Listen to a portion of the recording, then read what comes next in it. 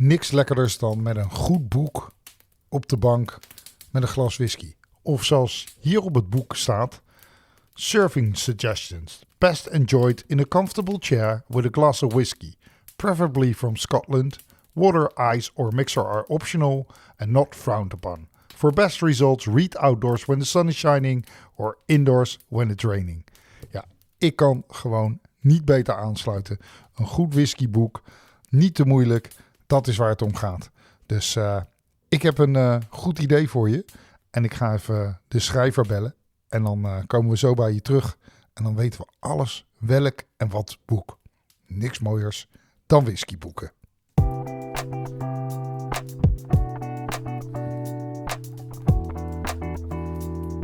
Dit is Drop or Dram, de podcast voor whiskyliefhebbers. Van beginner tot kenner. Schenk je favoriete glas in en geniet met ons mee.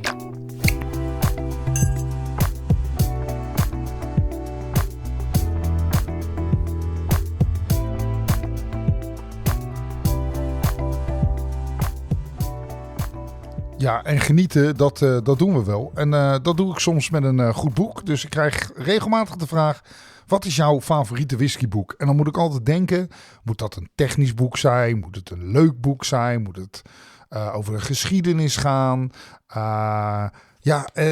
Ik heb de laatste keer een nieuw boek gekocht. Pioneering Spirits. A Tour of Scotland's 21st Century Whisky Distilleries. En dat sprak me wel aan, want ja, we hebben het altijd over de grote namen en de lange historie van whiskies en whisky maken. En als ik een boek pak, dan hebben we het over de mooiste geschiedenis en de prachtige verhalen. Maar in de 21ste eeuw zijn er zoveel nieuwe distilleries bijgekomen. Niet alleen in Ierland, waar we het vaak over hebben, maar ook gewoon in Schotland, waarvan heel veel whiskies al bekende namen zijn geworden. Want alle whiskies in dit prachtige boek, of tenminste distilleries in dit prachtige boek, maken al whiskies. En dat zijn best wel behoorlijk bekende namen, van Lochlia tot Necknean, tot Holy Road, tot Isle of Raasay.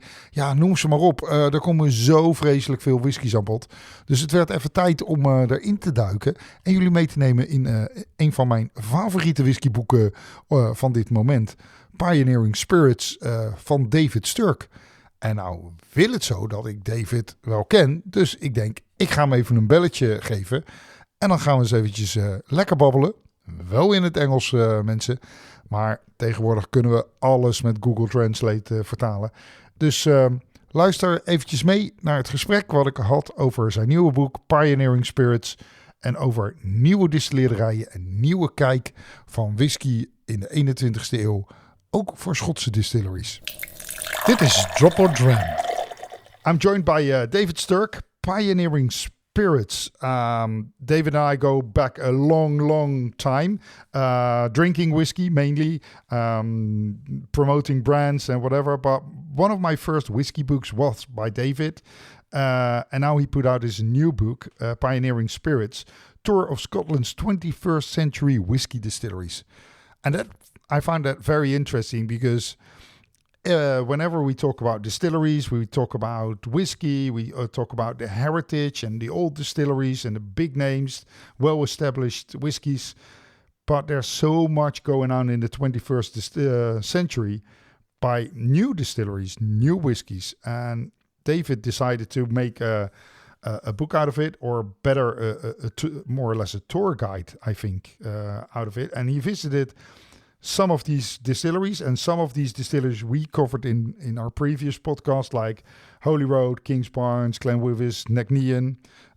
You already heard those names, and some of these names are already established. So some people think, oh, guys, these are way out there, have been there for centuries. But actually, some of them only exist 6, 7, 8, 9, 10 years. That's it.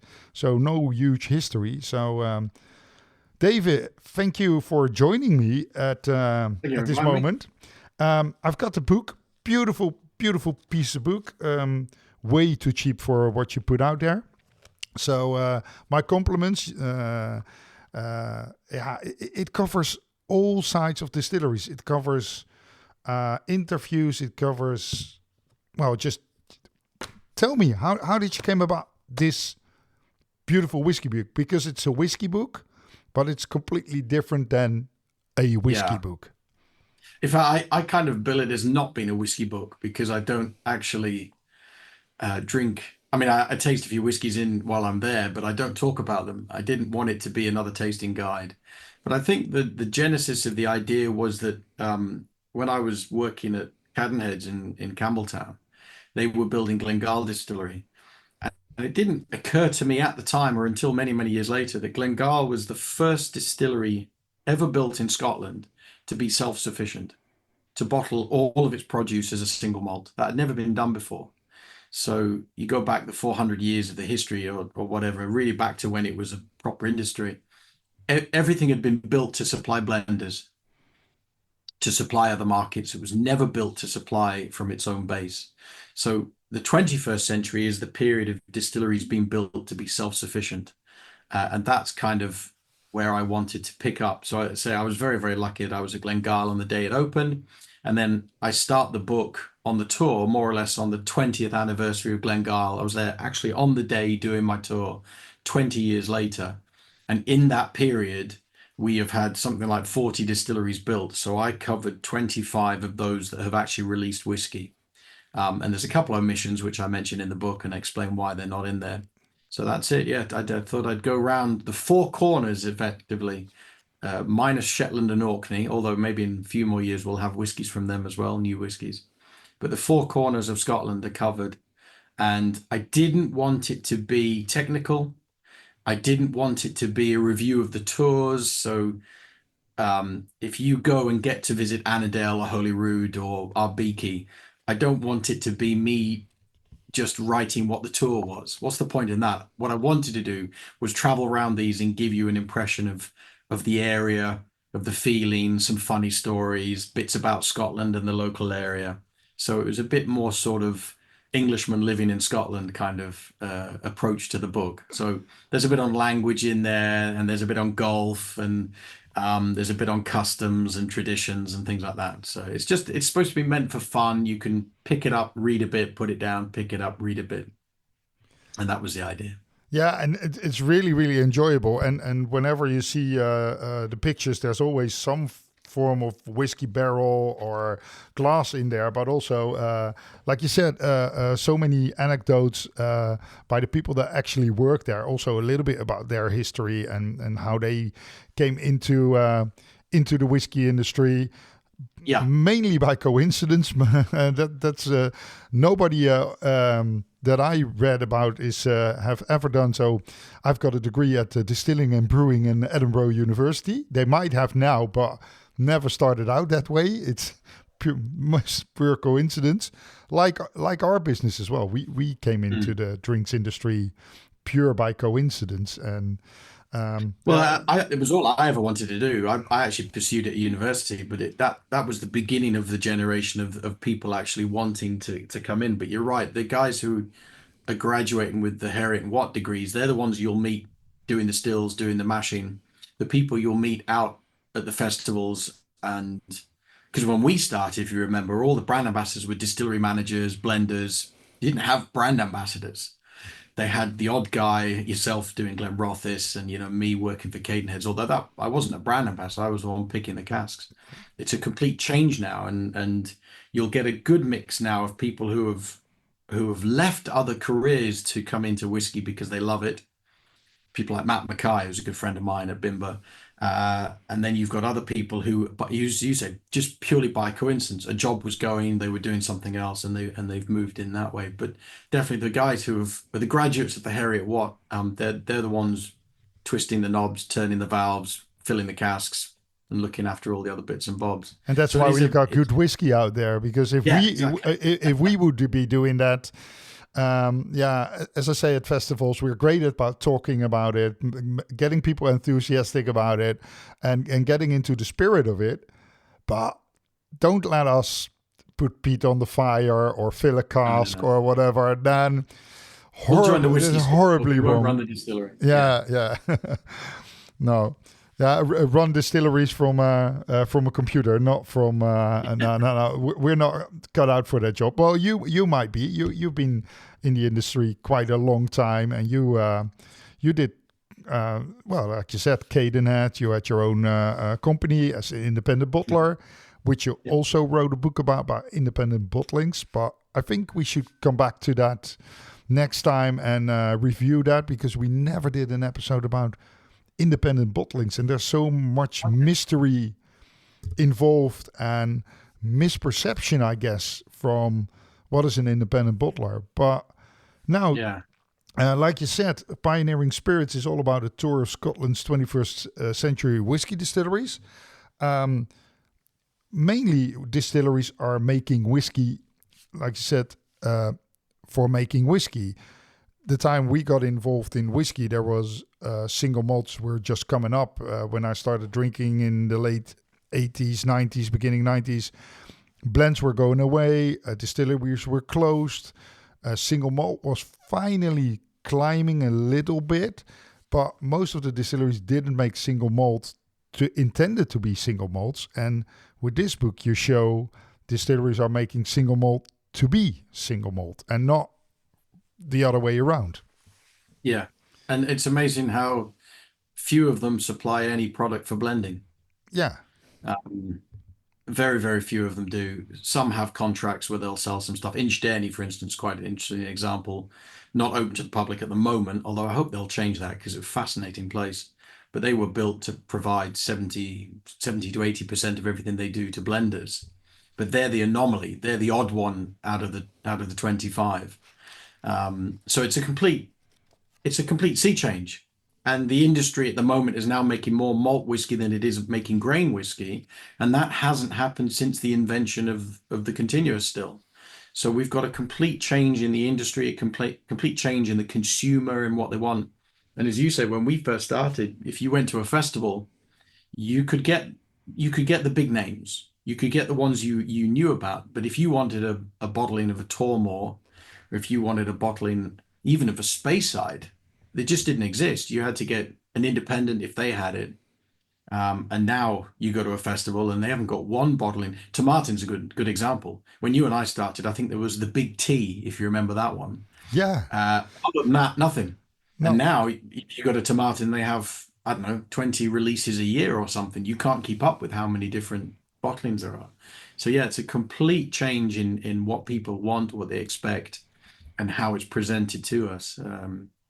And I wanted to bring a little bit of that across in the book as well. There's a little bit of history in there too. Yeah, but it's also a history about what I said about heritage. A lot of people talked about whiskey heritage, and that's something that also only exists 30, 40 years because we're really, really talking about the heritage of the whiskey. Normally it was just a spirit factory making whiskey. Nobody talked about ghosts or whatever great stories there were behind it. It was just a factory outlet. That's it. Yeah. Talking about Inchderry, you said it's a beautiful new distillery. How do you look at Inchderry now making a rye whiskey? And the funny thing is, nobody made a rye whiskey. Well, it doesn't actually exist in Scotland as a. No, it's a little bit strange, isn't it?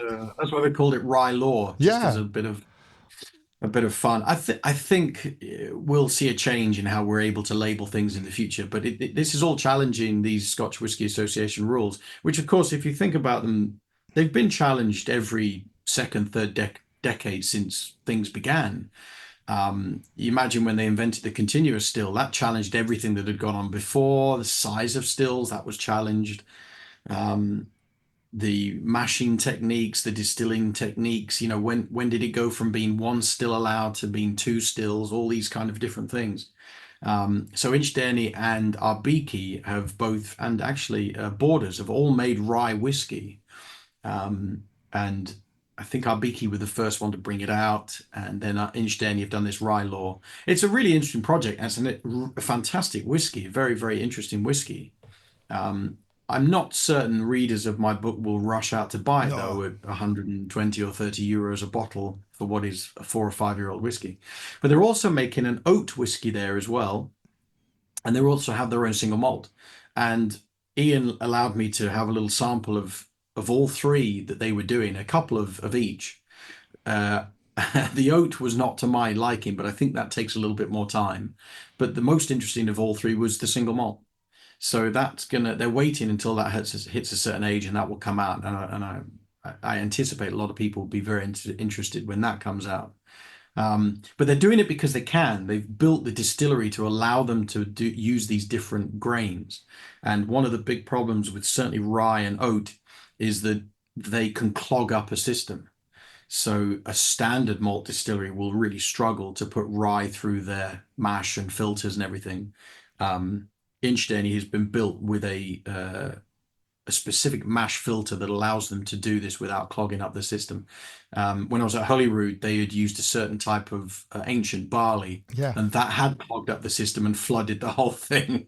And Callum was telling me that they were there all night pumping out all this spent grain that had gone everywhere. So these things are, there's a kind of a reason that we use barley. It's a much more convenient grain. But if you go back in the history, they used whatever they could get their hands on. Yeah. Wheat, grain, rye, oats. It's a modern phenomenon that we use 100% single malt. Yeah, and did you see traveling around to all those distilleries there is a change in how the new distilleries are looking at flavors and different kind of products I remember when the 80s and 90s everybody talked about sherry and it couldn't be enough. Okay, that was what was then the main part of the casks available. So everything was about big on wood, big on heavy flavors, but that was the spirit. And did you see now in the 21st distillery that people are looking like that to different flavors? Because that's also a thing changing. I've been to Holyrood and I talked to Callum, and like you said, they didn't only clog up the system, but also when they make gin, they thought, wow, we need our neighbor's coffee roaster for our juniper berries, and they destroyed that as well. The level of experimentation is amazing. Has almost never been seen before. Yeah, but is it going too fast for the SWA, or is it for the industry, or Scotch is to a certain point? I think it is. I think you're right. I think that will be difficult, and I think they will have to sit down and reevaluate some of the constrictions they've got. I make a big point about the regions, for example.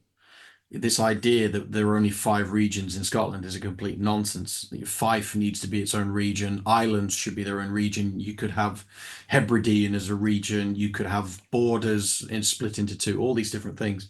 And I have absolutely no issue with it being reduced continually, because it is a bit daft to think that Glasgow could be anything similar to Daffmill. Geographically, there might as well be Alaska and Florida. So things like that, I think it is moving at a pace that the SWA is maybe struggling to keep up with a bit. But at the same time, the distilleries are incredibly keen to maintain that Scotch whisky cachet. That's why they've all been built here, is because Scotch whisky still translate all around the world as the category to beat. And no offense to Irish, it was so decimated in the 1950s, 40s and 50s, partly by Scotland's, not Scotland, but partly by Diageo and other companies, that they're struggling to now, ever get back to having that cachet. If you immediately have the word Scotch on your label anywhere else apart from Scotland, it means a huge amount of extra impetus. I joke in the book, the only country in the world that will never call it Scotch is Scotland, because there's no need. For them, it's just whiskey. They're all very keen to maintain the certain parameters that keep Scotch what it is. They don't want additives. In fact, the new distilleries I went to don't want caramel coloring. I think they would all be completely fine if that was removed. As I said, they're not supplying to blenders. They're not looking for the same color with every single batch.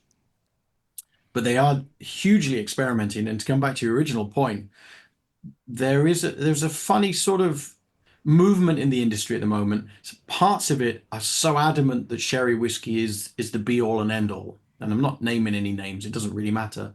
But certainly many of these new 21st century distilleries are looking at softer finishes, letting more distillery character come through, be it through Rassi using huge amounts of ex-rye casks from America, not looking for first fill sherry hit. Lockley using a lot of bourbon as well. They're so keen on their distillery character to come through because they've done all the hard work. They don't need to mask it in these other things. And then you have companies like Glasgow who have their 3 different distillates with their triple distilled, their peated and unpeated, and then mixing about with those as well, with Tokai, with PX and other things, and allowing all the different assets and different aspects of their distillery to come through. So we're seeing distilleries led by fans. That's what we're seeing. People who are passionate about all the different flavors that can come out. They're the guys who are now making the decisions. And part of that is this removal of the idea of a master blender. And again, I make a big point about that in the book. We haven't got this one person's vision anymore. We've got this team of people saying, well, what about this? What about that? So we're going to run out of time in a little bit, but we've got 10 minutes still. So it's a change in how these companies are run. And it's more driven for people like you and me, who we don't want to pick up the same bottle of whiskey week in, week out. We want to see what they can do. What's it like at this age? What's it like from this cask? So it's a different attitude, and that's one of the reasons I love the book. It's not only about the spirits; it's also about the travel, the destination. It's not about only the destination. It's constantly evolving. Of course, I also have my true favorites because that's how I grew up. That's what that's my reference for when you say, "How does whiskey taste?" I'll get 1 or 2 bottles and out there and say, this is what whiskey tastes. But on the other hand, I really liked in your book, and like you said, the challenges that are out there. They're constantly evolving new stuff, and not only another aging on a different wine barrel, but also talking yeast or different grains or different, like you said, different distillates, and then putting it together afterwards. That makes whiskey so interesting, and all the stories, all the fans out there, the passionate people. Even, you wrote a few books. You run a fairly decent whiskey company. You put out some brilliant stuff out there as independent bottler, and this book really, really reminded me of going back, visit them, open-minded. And I really love that about your book. And like you said, you didn't write a whiskey book. You wrote a book for people to enjoy and make their own stories and just give them a little bit of a guide. I make it quite clear when I really have a romance for people or places. I mean, I'm wearing an Ardnamurchan shirt that I bought at the distillery. But it's funny how much more I will attribute the people to the place more than I will the product. Yeah. And many of the distilleries have hired just the best people. And it's funny now being hired to be a brand ambassador or be a salesman. I mean, nobody's really a salesman in this industry. It's about them. You go to a tasting, it's about the person and then the product. And if you read the book, that when I start talking about Phil and Simon at Dornoch, it was difficult for me to even mention the whiskey because I'm in such awe of the 2 brothers who are just the 2 of the greatest people to happen to the Scotch whiskey industry. They would be the Tommy Dewar and his brother, I can't remember his brother's name, but they would be the Dewar brothers back in the day. That's what they are now. They get it. They get what we want and they deliver. There's you can, as you following my trip, you can kind of say he really enjoyed this place. This place maybe needs time, or this place isn't fully built or whatever. But I did try to be as positive as I could throughout the whole trip because it wasn't a critique. It is a very honest book. You also, well, if you read it and, okay, this is not my place, but it doesn't mean that somebody else can't enjoy it.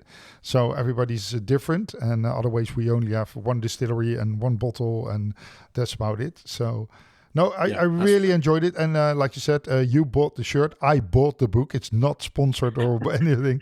I really, really enjoyed it so much. But, David, thank you for giving us an insight in somebody from the industry with so many contacts and so many friends, and taking a new look at different distilleries by your book. So people out there, get that book, Pioneering Spirits, Tour of Scotland's 21st Century Whiskey Distilleries. It's out there now, and even if you listen to this podcast in 2026, there will be a revised edition. I'm sure about that, with 24 more pages of new distilleries you visited. In a couple of years, there might be another 25 distilleries to write about.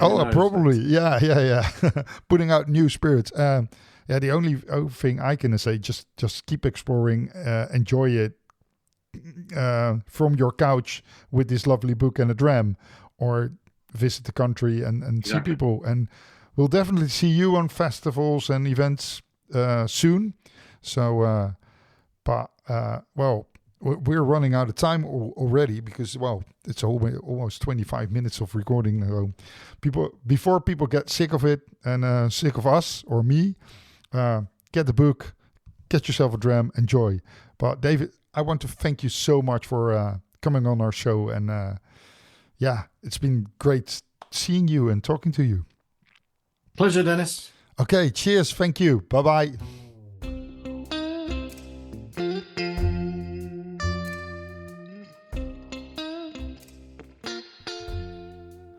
Geweldig om David weer even te spreken. Ja, bekend van Independent Bottler. Hij heeft al lange historie in de geschiedenis van whisky maken.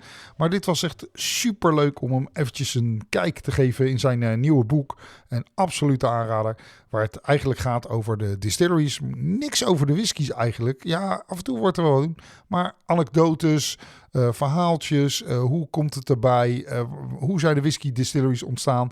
Het is een soort reisgids die je meeneemt door een tour door Schotland. Dus mocht je niet in staat zijn natuurlijk zelf door Schotland te gaan, om eens even lekker rond te rijden en al die prachtige distilleries te bezoeken en dan uit eerste hand te horen, dan is er natuurlijk niks leukers om gewoon lekker thuis even op de bank je mee te laten slepen door dit soort boeken. En David heeft een bepaalde schrijfstijl die gewoon makkelijk is, losjes.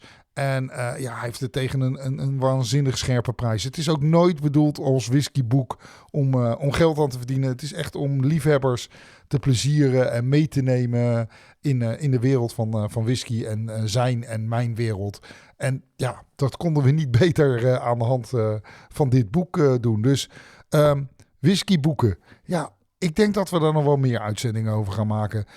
Dit is dan de eerste en dan gelijk een hele speciale Pioneering Spirits, A Tour of Scotland's 21st Century Whisky Distilleries.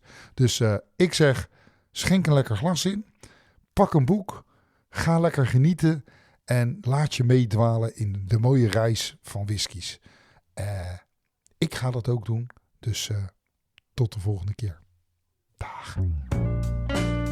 Dit was Drop or Dram. Vergeet niet om je te abonneren op onze podcast of kijk op onze website www.dropordram.nl. Tot de volgende keer.